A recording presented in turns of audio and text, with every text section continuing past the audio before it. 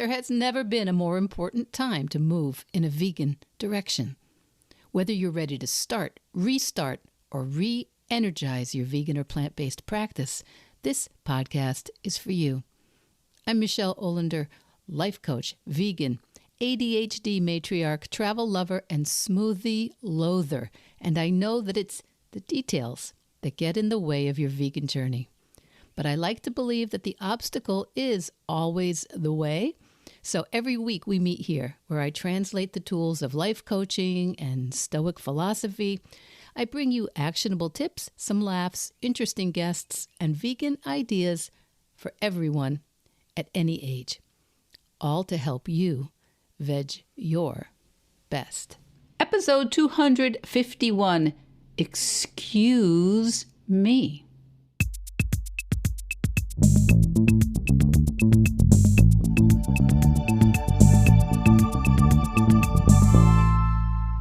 Hey, my veg your bestie. Thanks for joining me this week. You know, June is my birthday month, and June is when we reached the milestone of 250 consecutive weekly episodes. And today, with episode 251, we start the next 250 episodes. And you know, I've got lots of ideas. I have lots of plans and dreams for the podcast and for how we together can support each other and support people at every stage of their plant-based and vegan practice. And you know, one of these days, you've heard this saga, right? One of these days it will be live. But I've been working on getting my new website up, Vegan at Any Age, veganatanyage.com. It's not there yet, but it will be. It's close.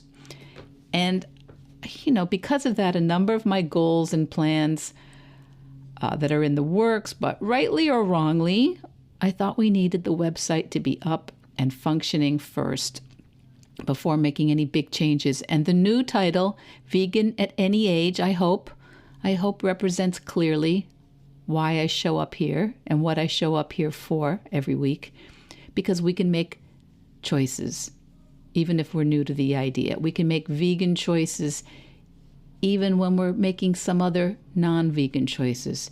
And each vegan choice adds up in this practice. Getting the new domain and the website functioning and also supporting Veg Your Best podcast has been a lesson in patience and humility, and it really required me to work with others way outside of my comfort zone. And you may not know this unless you've known me a really long time. I was one of those kids, those Lone Ranger kids. Michelle does not work well with others. And it's not that I'm not good with people. I'd say that I'm good with people, but on projects, I don't know. Depending on others to work in a team, it has not historically been my strong suit. And I am so blessed to have had the support of Charlie Weinshank on the podcast side and my invaluable virtual assistant, Nancy Albertson, on the administrative side. I've had these two from the beginning, and I can't believe I found them from the beginning. But there have been hiccups along the way with finding the right people to design and to build and get the new website going. And I take full responsibility for that, because when I found it hard along the way, when I found it hard to communicate to the web people or the designers, when I found it overwhelming to make the decisions, I have not always been as effective or clear or decisive as those various website folks needed me to be.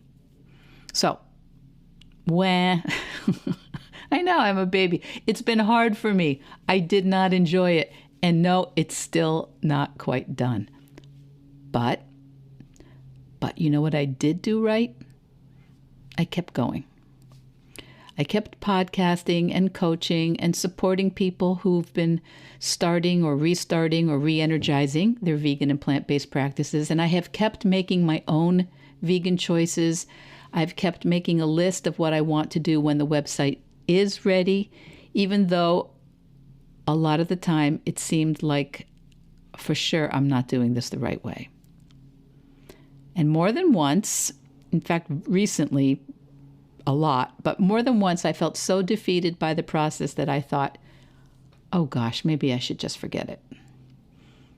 Everybody in the world can get a website up and working. Obviously, this means I have no business in this space. But there's probably some truth to that thought. But my daughter, Sophia means wisdom. Did you know that? Sophia. A few weeks ago, Sophia heard me bemoaning my problems and feeling overwhelmed and incapable and feeling thwarted and tempted to give up the podcast. And she texted me, Mom, if you gave it up, would it feel like freedom or would it feel like you're losing something? OMG, that was the exact right question for me. Yeah, it would feel like losing something. So I'm here. I'm staying here, even if it takes me another 250 weekly episodes to get that website up and live. So this episode, which seems like quite a milestone, 250 episodes behind us, excuse me, but we're moving forward. It's all because of a situation I embraced, I don't know, maybe around 12 years ago, my excuuuitarianism. And we've talked about that here and there throughout the years. But around 12 years ago, I really embraced this idea of being an excuuuitarian, embracing a plant-based diet and a vegan lifestyle, unless I had what seemed like a good excuse. And I think I can link that episode in the show notes where I talk more about it. But I wanted to mention it this week because I've been hearing some of you talk kind of shamefacedly about your excuses, and others of you how you were you realize you're hiding behind some of these excuses. And also some of us find other people's excuses very, do I use the word triggering? And honestly, I think excuses need a better PR agent or social media consultant. There are so many. Just Google phrases or sayings about the word excuse. They're not good. They're not great. Excuses sound kind of not great. But I think our excuses for why we're not doing something, why we're not doing what we think we want to or what we think we should do, I think they're so valuable. And if we could just be a little funny about it, a little curious about them, and learn from them, rather than what we tend to do, which is to over-invest or over-identify with them or feel shame about them, if we can just practice expecting that they're there, we all have excuses and they are normal, instead of expecting them to not be there or to have disappeared by now, I think it would be better, because your excuses are not the problem. They're just indications. They're trail markers. They're the pebbles or breadcrumbs you drop along the way. And if we can just have a little bit of is it sympathy? Is it gratitude that they're there? Knowing what those excuses we have are rather than denying them, it can really help us embrace important parts of our personality and our lives and our skill sets. And it can bring us back to the priorities that we have. It can bring us back to our values, to our fears. And really, I think our excuses are our most powerful growth opportunities. And I know a lot of us think that having an excuse is basically some sort of admission of guilt. Like, she's full of excuses, or what excuse does he have this time? Or don't make excuses, take responsibility. Excuses are for lazy people or flaky people or irresponsible people. They're definitely not for the disciplined, focused, capable person that we're all supposed to be, right? The person I thought I was supposed to be. But here's what I know, at least for myself now. Every excuse I ever made Every excuse I ever had a reason. It was a smart, protective reason. And sometimes I was avoiding shame. Sometimes I was protecting my energy, which I was worried was maybe limited or more limited than I thought.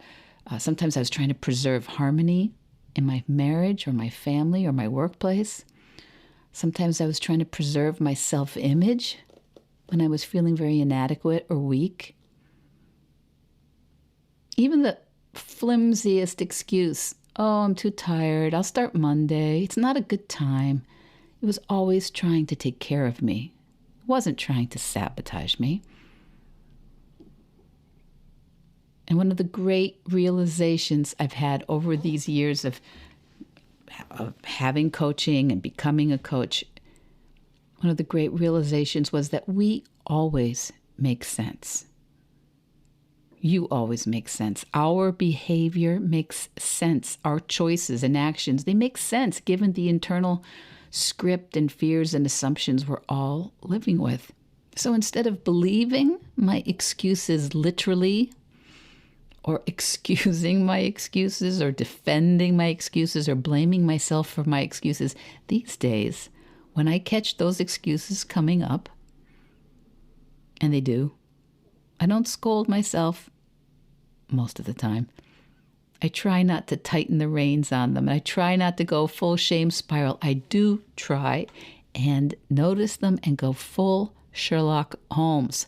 I try to get curious. I try to ask, why now? What's this excuse about? What's it trying to protect me from? Wait, is that excuse even my voice? Is that someone else's script I'm running? Now, here are some of my greatest hits. Which ones do you have? I'm not disciplined enough. I have ADD. I just get distracted way too easily. And if I go for this, it's going to really mess things up at home. I'm already doing so much. Other people won't get it. Or worse, they'll make fun of it. They'll talk behind my back. And honestly, for sure, this happens all the time. Try being a vegan podcaster and putting out an episode every week and not get some comments. So it's, I could use it as an excuse, or I could just say, oh, that's just reality. But anyway, each of my excuses, when I look closer, they've all had a gift inside. They always show me what I care about. Connection or harmony, my relationships, autonomy, freedom, peace. They help me see the boundaries I haven't been willing to challenge, and they give me insight into a version of myself that I still think needs protection, that isn't ready. So excuses are not the enemy. They're not something to be embarrassed about. No matter how many anti-excuse words of propaganda you've heard over the years. And this is where I think we get tripped up. We treat excuses like they are the enemy. But what if your excuse, even one you've been repeating for years, isn't an obstacle at all? What if it's just the next step? What if it's the best teacher you could possibly have? What if it's the best reason you could have? Excuses are not problems to be erased or hidden. They're not signs of your laziness or my weakness. They're just information. They're just breadcrumbs that are leading you step by step towards the deeper work.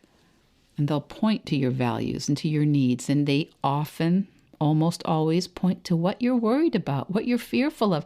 And sometimes when you ask yourself, oh, it's like I'm afraid of them saying, no, we don't want to do that with you. Well, sometimes that sounds awful, but sometimes that just sounds like, okay, well, that's no big deal. That's nothing. And sometimes those excuses are just, sometimes they're irrational when you look at it. Sometimes they're out of date. Sometimes they're the excuse that you had when you were 5 or 11 or 21. But all those excuses deserve a second look or a 20-second look. Because the way we transform excuses and what those excuses are keeping us from is just resistance and judgment. It's where the coaching magic usually happens first, because what we resist persists. You've all heard it, right? But I think it's real. And what we welcome transforms us. So many thinkers have talked about it, right? Carl Jung hinted at it. Eckhart Tolle more recently teaches it. Maybe you've heard me say it about our vegan or plant-based journeys. We become the thing we resist and fight the most.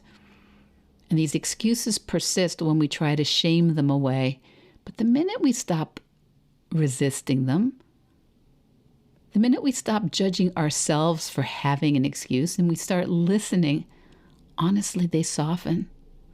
They become usable, transformable. And resistance isn't always dramatic. Most of the time it sounds like, I should be past this by now. This shouldn't be so hard. I already made a lot of progress and then I dropped the ball. If only they would change, I could focus. I don't have time for this right now. We resist by judging ourselves, by arguing with reality, by judging others, by pretending that what is shouldn't be. And well, you tell me, is that exhausting or what? I find it exhausting. And a lot of us aren't comfortable for accepting what isn't good or perfect or consistent. And that's exactly why. That's exactly why we need to not make excuses a big deal. Make them your helper. Allow them to run interference between what we'd like and where we're struggling right now. Accepting those excuses, that doesn't mean we give up. It doesn't mean we stop fighting for what we think is right. But if we could just stop that fighting, we could respond with some clarity, some intention, some of those personal skills that we have. Yes, my partner's doing that thing again. Yes, I didn't meet my goal last week. Yes, that's true. I've been using this excuse for many years. Yes, my colleagues are not on board with a vegan menu. But from that place, you're not making that the problem anymore. You're no longer trapped by the excuse. Now you're free to work with it. We've talked about this, I think, on the podcast before. Improv, as the skit progresses in improvisational comedy or acting, someone says yes, and. If they say no, but, everything stops. But the skit progresses when someone says yes, and. Yes, I have this excuse. Yes, these people aren't on board. And what's next?